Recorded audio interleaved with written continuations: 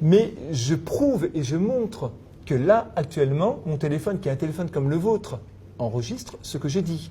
Non pas que j'ai activé quoi que ce soit, mais simplement raisonnons un peu.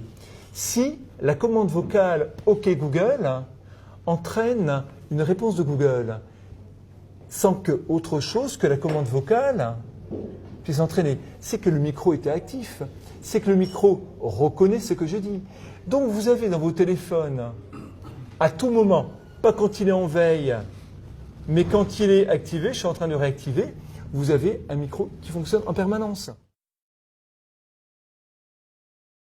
Un exemple très simple avec Android, qui est le système d'exploitation qui appartient à Google.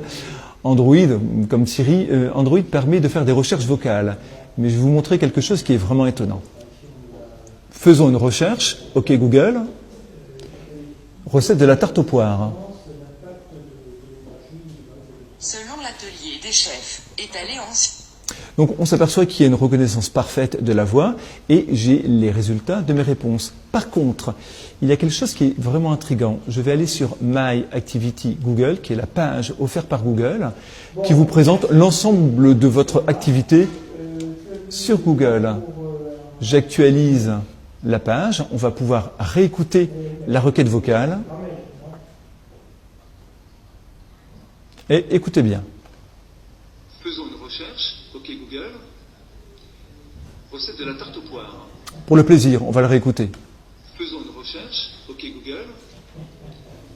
Recette de la tarte aux poires. Qu'est-ce qui s'est passé?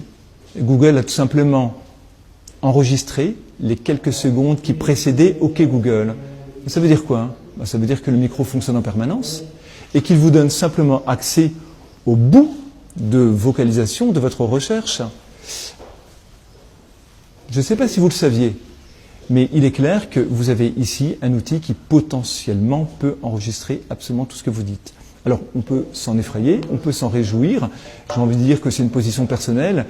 Ce qui est plus gênant, par contre, c'est que peu de gens le savent. Quand quelqu'un me dit qu'il n'a rien à cacher, je lui demande... Alors, quand quelqu'un me fait cette remarque en conférence, je lui demande son nom et son prénom. Et comme généralement, j'ai une présentation PowerPoint et que je déroule, j'ai un accès à Internet, je lui demande son nom et son prénom, et je commence avec mes techniques avancées de recherche à trouver des choses sur lui. Et rapidement, il me dit, non mais c'est bon, vous pouvez arrêter là.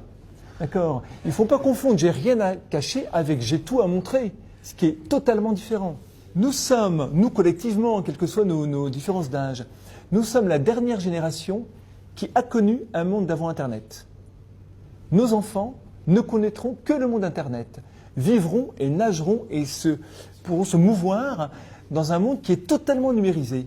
Nous sommes la dernière génération, dans l'histoire du monde ou du temps, si on veut employer des grandes phrases, qui pourra changer les choses. Donc on a une responsabilité fondamentale. Un enfant qui naît aujourd'hui grandira sans aucune notion de vie privée. Il ne saura jamais ce que signifie avoir un moment à soi, avoir des pensées qui n'ont été ni enregistrées ni analysées.